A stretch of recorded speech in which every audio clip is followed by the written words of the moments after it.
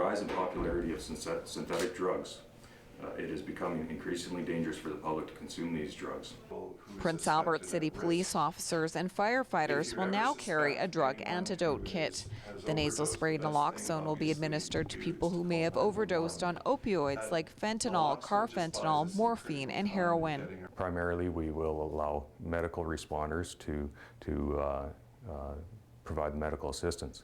In absence of that, this is available to our members, and they can weigh the totality of the event, and if safe to do so, that is an option for them to use on a member of the public. A high risk of mortality from these drugs and a rise in their use prompted the department to get the kits.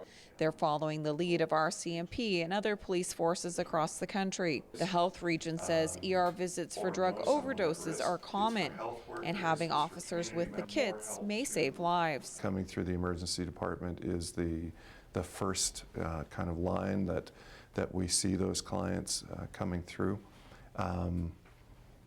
It would definitely be a weekly occurrence in our community. There's also a risk for officers involved in drug seizure and handling evidence to be accidentally exposed.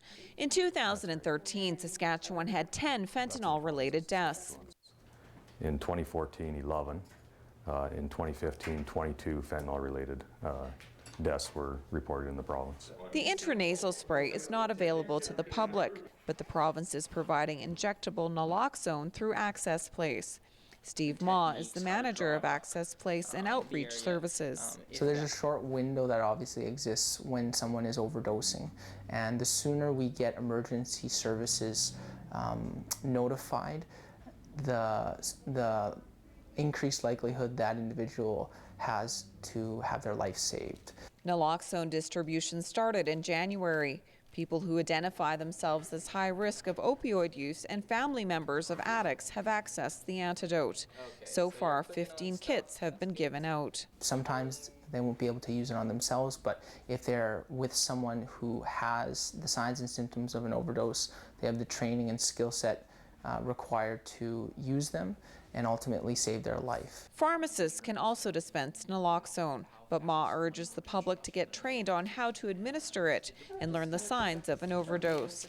His staff provide detailed instruction to everyone who takes home a kit. Reporting in Prince Albert, I'm Lisa Risom.